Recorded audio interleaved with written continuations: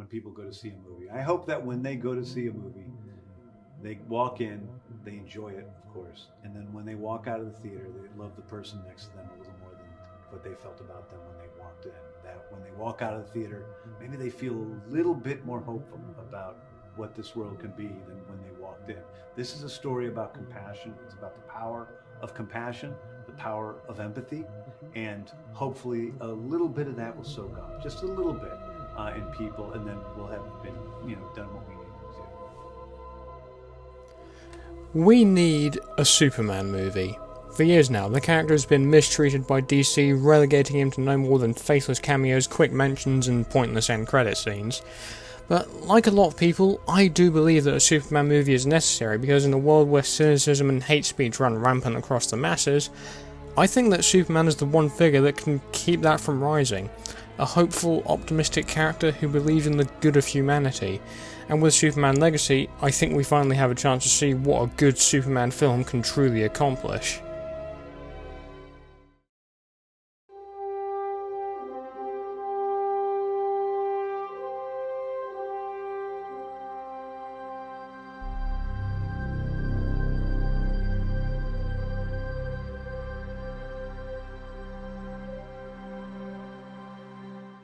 Now, when talking about a Superman movie, we first need to talk about what makes a good one, like I did in my Batman video. Now, this is going to be difficult to discuss, seeing as we haven't had a live-action Superman film in over 10 years now, and the movies, while not all terrible, haven't really captured what Superman should truly be.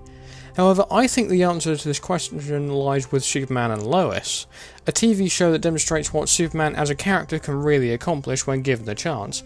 Tyler Hoechlin is what a cinematic Superman truly needs to aspire to. Someone who stands up for the people of Earth to fight for what is actually right. And Superman represents hope to everyone no matter what walk of life they come from. They can just look up to the sky and see a man in a red cape with an S on his chest saving the day.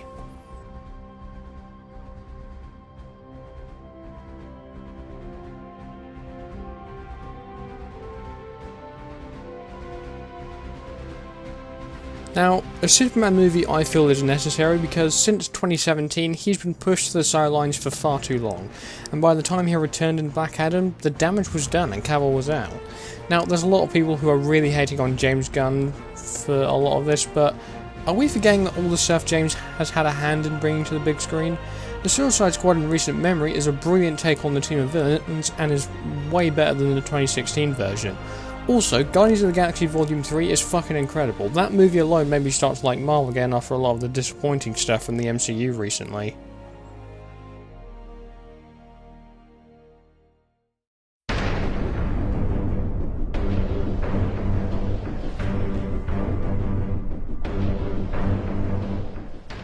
Now, Superman, much like Batman, has a very infamous rogues gallery, with names like Metallo, Bizarro, and Doomsday all coming to mind. Now, we know Lex Luthor will be in the movie, seeing as there are currently screen tests going on for the character, but I don't think he'll serve the role of an antagonist, at least in the first movie. I feel, personally, that role should instead go to Brainiac. Now, some people may argue that Brainiac is more of a Justice League villain, like Darkseid, more as a Superman villain, and I can understand where certain people come from, but Brainiac to me is a very fascinating character because he's a collector of worlds, and his main goal is to catalogue every civilization in the universe just out of pure curiosity. Now, when looking at Brainiac in popular media such as films and television, I would love to see Brainiac have ties to Krypton. In Superman the Animated Series, he originally was created as a supercomputer until he decided to explore the universe. Something like that is very reminiscent of Skynet from the Terminator films, and I would love to see something like that used for this film in particular.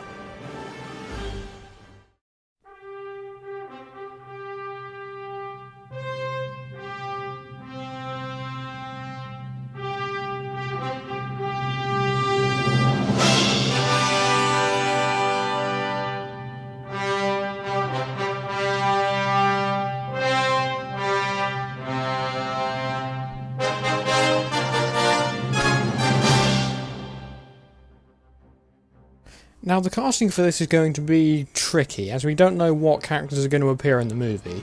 Now, from what James Gunn has said so far, other than Clark and Lois, we will be seeing Lex Luthor, Jimmy Olsen, and Krypto the Superdog. I would also be willing to bet that we'll see Supergirl in this movie, not playing a huge role, but maybe in a flashback to show Clark leaving Krypton and then being separated, and then a post-credit scene to set up her solo movie. Also, please bring Sasha Callie back as Kara. She needs to come back for that movie in particular. But I'm going to be casting some of the characters that I think we'll be seeing in this movie, and these are Lex Luthor, Jimmy Olsen, Jor-El, Jonathan Kent, Martha Kent, Brainiac, and Perry White. Alongside that, I want to go into my thoughts very quickly on the new actors playing Superman and Lois as well, but I'll save that for after I've gone through the other characters. So starting off with some of the characters that need very little explanation. For Perry White, I've gone for Bruce Campbell. For Jimmy Olsen, it's Noah Schnapp. For Jor-El, it's Anson Mount. And for Jonathan and Martha Kent, I've gone for Josh Duhamel and Winona Ryder. Now moving on to the ones that need more of an explanation, I'll first be starting with Lex Luthor, which is a mixed bag for me because I personally am unsure of how old Lex is going to be for a story like this, especially with a younger Superman at the forefront of the film. Now, there are loads of actors out there who could play Lex very well. For Superman Legacy, I've seen Nicholas Holt's names thrown around, which I'm unsure on, to be honest. Also, I kind of feel sorry for him because he's lost out on the roles of both Batman and Superman now. Then there's the Skarsgård brothers, Bill and Alexander, who I have seen very little of in film to judge as actors. However, for me, the role of Lex Luthor should go to either Mark Strong or Bryan Cranston. Strong, I feel, is around that age to play Lex for a movie focusing on a younger Superman, and I could see him and David Corenswet's version of Clark having a friendship of some kind, very much like Tom Welling and Michael Rosenbaum's characters in Smallville. Bryan Cranston, however, is a different story. While he may be older, it's Walter White, among other things, that sold me on this particular fan cast, but I personally am torn between these two actors for the role. For Brainiac, that is also a challenge, because I imagine him being mostly CGI or very similar to The Vision, where he's a practical effects and CGI hybrid character, which I certainly hope is the case. Now for Brainiac, I'll actually cast Christopher Eccleston. Now the Doctor Who fans among you might be yelling at your screens now, but just hear me out. Brainiac is meant to be an intelligent mind amongst the lesser masses. Then just look at the Ninth Doctor and imagine him as a villain. To me, that's Brainiac. That's a villain who would go around the world cataloguing the brightest cities in the world for his own collection. And now we come to my thoughts on the new Superman and Lois. I personally am very happy with Gunn's decision. Whilst I would have loved Emma Mackey to get the role of Lois, I think Rachel Brosnahan will do an excellent job, and I've been behind the fan cast of Corenswet as Superman for some time now, and I've realised at this moment why people were fan casting him, and to me he looked like a cross between Henry Cavill and Tom Welling, which I think is a very good thing. So we've talked about what makes a good Superman movie, we've talked about the villain that would be most ideal, and we've talked about the cast. But what about the story? Now I think Superman Legacy should follow the story model of the hero's journey. Now for those who don't know, the hero's journey in writing terms is a story structure that follows a hero going on an adventure, coming back as a changed person.